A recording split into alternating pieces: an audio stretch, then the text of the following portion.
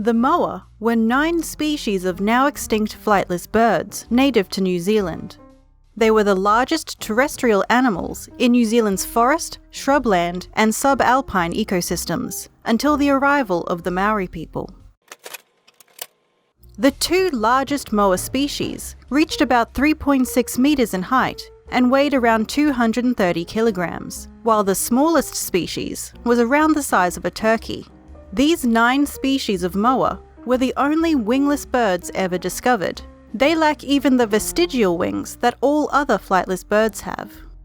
There are no records of what sounds the moa made, though through fossil evidence we can deduce that they likely made deep resonant vocalizations that could travel long distances. Moa feathers are up to 23 centimeters long and range in colors including reddish-brown, white, yellowish and purplish. Their diet has been deduced from the fossilized contents of their gizzards and feces, as well as through analysis of their skull, beak and bones. Moa fed on a range of plant species and plant parts, including fibrous twigs and leaves taken from low trees and shrubs.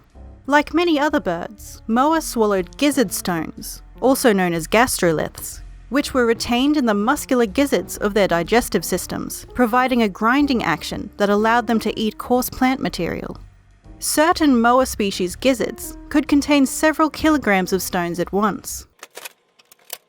Moa nesting is often inferred from accumulations of eggshell fragments in caves and rock shelters, as little evidence exists of the nests themselves. Moa nesting material has also been recovered from rock shelters, where the dry climate has preserved plant material used to build the nesting platform. Seeds and pollen within their fossilized feces, found among the nesting material, provide evidence that the nesting season was late spring to summer. Fragments of moa eggshells are often found in archaeological sites and sand dunes around the New Zealand coast. 36 intact moa eggs can be found in museum collections today, and vary greatly in size, from 12 to 24 centimeters in length. The outer surface of the moa eggshell is characterized by small, slit-shaped pores. The eggs of most moa species were white, although those of the upland moa were blue-green. Before the arrival of human settlers, the moa's only predator was the massive Haast's eagle. Polynesians arrived sometime before the year 1300, and in only 100 years, the moa were driven to extinction by hunting and, to a lesser extent, by habitat reduction due to forest clearance. As the Haast's eagle had relied on the moa as a main food source, they also quickly became extinct.